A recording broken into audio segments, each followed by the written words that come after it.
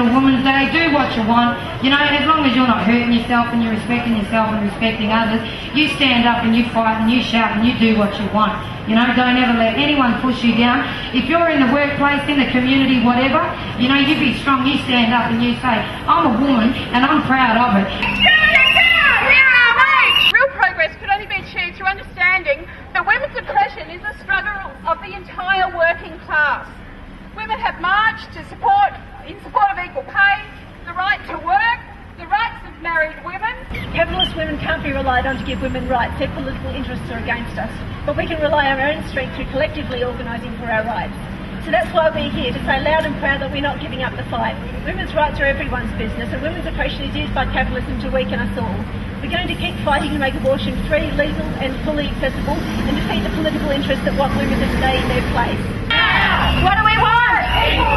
When do we want it? Now women have been stereotyped as, you know, they don't really take part in political events, and, you know, they're not really interested, and it's the men who go down and they fight.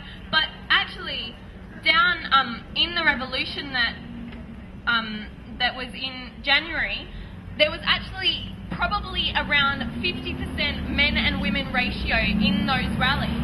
And as much as women, you know, they were leading the marches even, and they were shouting out as much as the men for this, you know, for the fall of the regime, for everything, and they were as equal as everyone else. What do we want? Equal pay! When do we want it? Now! We want parity! We're not charity! We want parity! But the battle for human rights is nowhere near won, and we must not forget how to struggle.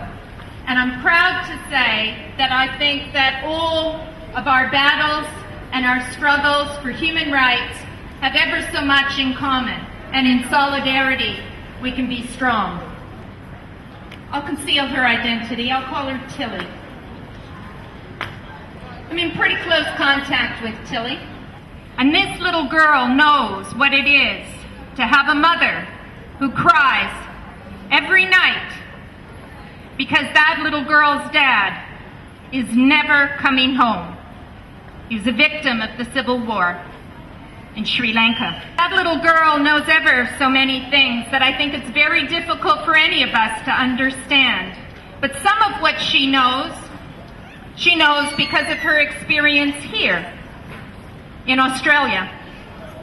That little girl knows what it is to have a prison guard rather than your parents in charge of your life. So that little girl knows the shame and the humiliation of begging from prison guards for some of her most basic necessities. And that little girl knows what it is to sit and to wait and to wonder if she will ever be released. But I am proud to know her because she's a fighter. She's a woman now. At 13, the head of her family, the only one in the family that can speak English as poorly as she does, and battle through to get the things she feels her family needs and the other children need. Please, miss, please. The boys have a soccer ball. The girls have nothing. Please, miss, can you send a badminton set?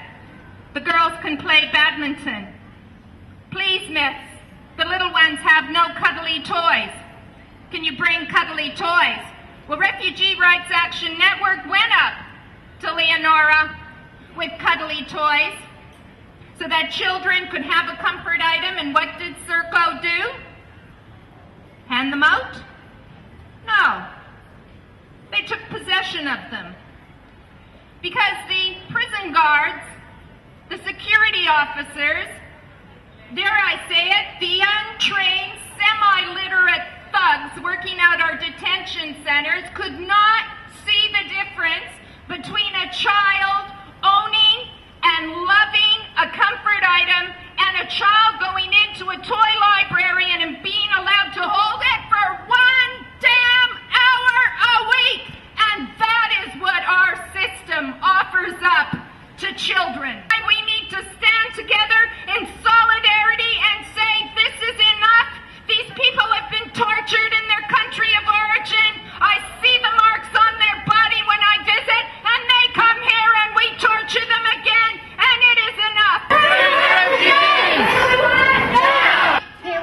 standing up, standing strong, still marching for women's rights. We have marched over us and our sisters and our grandmothers and those before us have marched for the right to work and we've won it. We've marched for the vote and we've won it. We've marched for the right to dispose of our income and we've won it. We've marched for the criminalisation of rape in marriage and we've won it. When do we want it? Now! What do we want? Properly! When do we want it? Now! What do we want?